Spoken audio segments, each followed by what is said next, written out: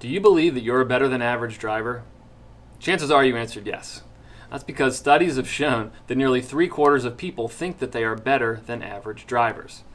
Besides being mathematically impossible, this statistic is an example of overconfidence and is just one illustration of how certain biases can influence our thought patterns. In this video, we'll take a look at 3 of the most common behavioral biases that can impair our investment decisions.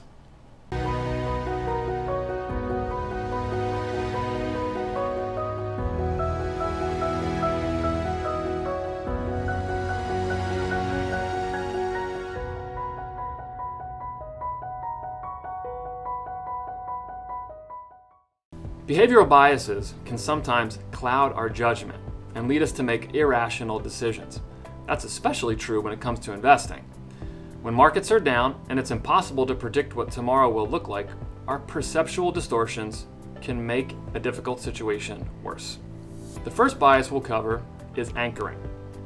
You've fallen victim to anchoring when your emotional attachment to the past value of an investment keeps you from recognizing its present value. For example, let's say you own a stock that was recently selling for $100 per share, but has since dropped to $60. But you may be anchored to that $100 figure, convinced that's the right value for the stock.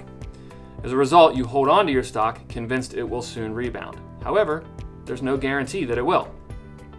Second, let's talk about recency bias. Now, recency bias can lead to putting too much emphasis on the latest information, often ignoring other important data. For example, say stocks begin to climb and that uptick inspires a surge in buying. As more investors pile on, prices climb even higher, surpassing historically expensive levels. Yet investors may ignore this red flag, assuming that recent trends outweigh long-term data. However, investment bubbles can pop, and falling prices can potentially leave investors with heavy losses. You can avoid recency bias by taking a long-term approach to investing. Strategies such as dollar cost averaging, when you make a series of regular investments regardless of the market's ups and downs, can help erase the temptation to chase returns or panic when prices fall. The final bias we will look at is overconfidence. Now, confidence is useful and in many cases necessary. Investing a chunk of your income in the stock market takes confidence. And it's confidence that allows you to keep risks in perspective and sit tight in turbulent markets rather than rushing to sell your assets and locking in losses. But overconfidence can be dangerous. It can lead you to believe that you know better than everyone else, or that you can successfully predict the ups and downs of the market. Spoiler, you can't consistently do that. Worst of all, it can lead you to emotional decisions in response to market moves.